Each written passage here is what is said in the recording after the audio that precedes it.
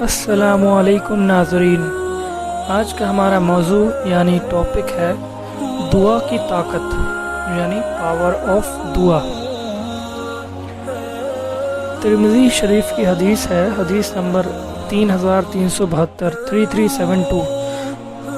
نعمان بن بشیر رضی اللہ تعالیٰ عنہ سے روایت ہے کہ رسول اللہ صلی اللہ تعالیٰ علیہ وسلم نے ارشاد فرمایا کہ دعا ہی عبادت ہے۔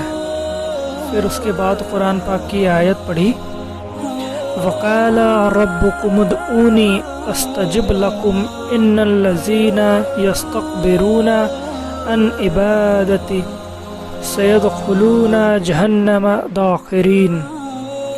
تمہارا رب فرماتا ہے، تم مجھے پکارو، میں تمہاری پکار دعا کو قبول کروں گا۔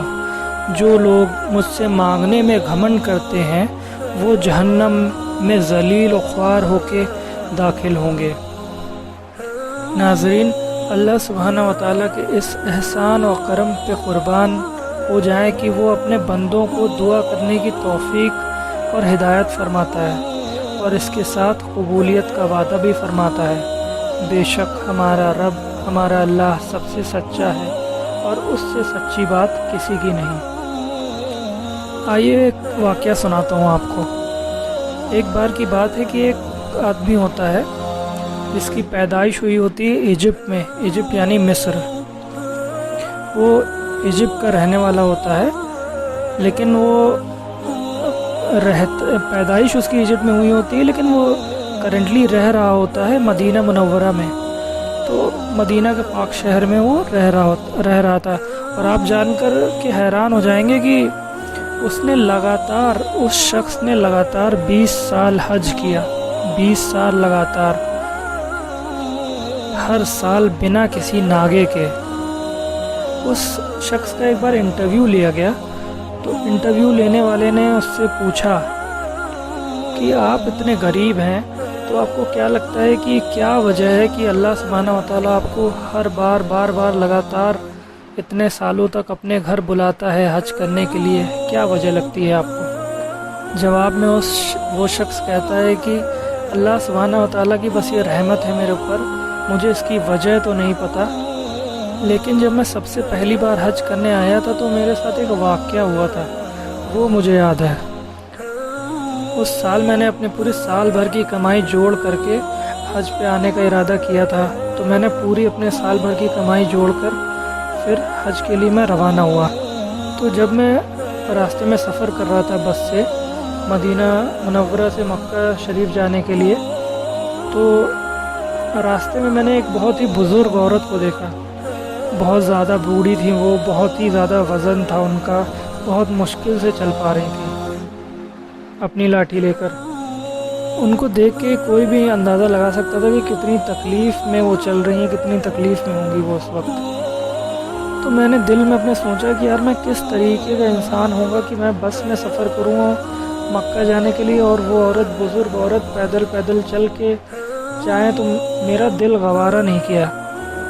تو ایک جگہ بس رکی، ٹریفک لگا ہوا تھا، تو وہاں پہ بس رک گئی، تو میں بس سے اتر گیا وہاں پہ میں اس وقت، اور میں دوڑ کے گیا ان بزرگ عورت کے پاس۔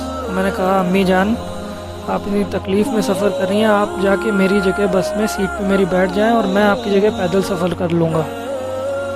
اور وہ عورت زاروں قطار رونے لگی کہ شکر ہے اللہ سبحانہ و تعالیٰ کی کہ اللہ سبحانہ و تعالیٰ نے میری مدد کے لیے تم کو بھیجا، میری مدد عطا فرمائی اور مجھے پیدل نہیں جانا پڑے گا۔ لیکن جب وہ عورت بس پہ چڑھ رہی تھی تو اس نے پلٹ کے میری طرف دیکھا اور مجھ سے کہا، میرے بچے، میں دعا کرتی ہوں کہ اللہ سبحانہ و تعالیٰ تمہیں کبھی حج کرنے سے نہ روکے۔ میرا اللہ بہتر جانتا ہے، اس دن کے بعد سے میں ہر سال بنا کسی ناگے کے میں نے حج کیا ہے۔ ہر سال اللہ سبحانہ و تعالیٰ کسی نہ کسی کو بھیج دیتا تھا جو میرا دروازہ کھٹکھٹاتا تھا اور مجھ سے کہتا تھا کہ میری مدد کر دیجئے حج میں، میرے ساتھ چلیے حج کرنے کے لیے، یا میرے ساتھ چلیے میں آپ کو فری میں حج کراؤں گا۔ تو کسی نہ کسی وجہ سے کوئی نہ کوئی ہر سال حج کرانے کے لیے مجھے لے جایا کرتا ہے، اور 20 سال سے لگاتار یہی ہو رہا ہے۔ تو ناظرین یہ ہوا اس شخص کے ساتھ میں۔ میرے پیارے ناظرین، آپ نے دیکھا کیا ہوتی ہے دعا کی طاقت، یہ ہے دعا کی طاقت۔ ناظرین جب ہم دعا کریں تو پورے دل کے ساتھ، پورے توکل کے ساتھ دعا کریں، کیونکہ کوئی ایسی چیز نہیں جو ہمارے رب اللہ سبحانہ و تعالیٰ کے بس میں نہ ہو۔ وہی پوری کائنات کا مالک ہے، وہی دعاؤں کو قبول کرنے والا ہے۔ ابراہیم علیہ السلام کو نمرود کی بھڑکتی ہوئی آگ سے بچانے والا کون؟ اس آگ کو ٹھنڈے کرنے والا کون؟ مریم علیہ السلام کو بن باپ کے بچہ پیدا کروانے والا کون؟ عیسیٰ علیہ السلام کو پالنے میں بلوانے والا کون؟ یوسف علیہ السلام کو کنویں سے نکالنے والا کون؟ موسیٰ علیہ السلام کو فرعون سے بچانے والا کون؟ صرف و صرف ایک ہی ذات ہے، اللہ سبحانہ و تعالیٰ۔ وہی دعاؤں کو قبول کرنے والا ہے اور وہی راہ آسان فرمانے والا ہے۔ وَأَتَاكُم مِّن كُلِّ مَا سَمَلْتُمُوهُ۔ ناظرین جب ہم کچھ اللہ سبحانہ و تعالیٰ سے مانگتے ہیں تو اللہ سبحانہ و تعالیٰ کو شرم آ جاتی ہے کہ ہم کو خالی ہاتھ نہ لوٹائے۔ اس وجہ سے اللہ سبحانہ و تعالیٰ کو شرم آتی ہے۔ تو ناظرین زیادہ سے زیادہ دعا کریں، کیونکہ اللہ سبحانہ و تعالیٰ کبھی کسی کو خالی ہاتھ نہیں لوٹاتا ہے۔ ناظرین کمی ہم میں ہے، ہم ناکام ہیں دعا کرنے میں۔ اللہ سبحانہ و تعالیٰ نے تو دعا کا ذریعہ دیا ہے ہمیں کہ اپنی فریاد ہم اللہ سبحانہ و تعالیٰ تک پہنچا سکیں، ان سے دعا کر سکیں۔ ہمیں تو خوش نصیب ہونا چاہیے، لیکن ہمارے ہاتھ ہی نہیں اٹھتے، ہم اس نعمت کا فائدہ ہی نہیں اٹھا پاتے۔ اللہ سبحانہ و تعالیٰ ہم سے ناراض نہیں ہوتا جب ہم کچھ مانگتے ہیں اللہ سبحانہ و تعالیٰ سے، بلکہ تب ناراض ہوتا ہے اللہ سبحانہ و تعالیٰ ہم سے جب ہم کچھ نہیں مانگتے ہیں جو ہمیں چاہیے، اور خود ہی کو خود کفیل سمجھنے لگتے ہیں۔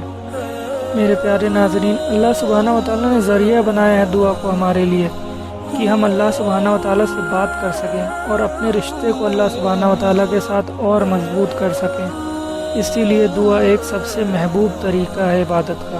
اللہ سبحانہ و تعالیٰ سے یہی دعا ہے کہ وہ ہم سب کو زیادہ سے زیادہ دعا مانگنے کی توفیق عطا فرمائے، آمین۔ وآخر دعوانا ان الحمد للہ رب العالمین۔ ناظرین اگر آپ کو یہ ویڈیو پسند آیا ہو تو ہمارے چینل کو سبسکرائب کریں، لائک کریں اور دوسرے لوگوں تک ضرور شیئر کریں۔ اللہ حافظ۔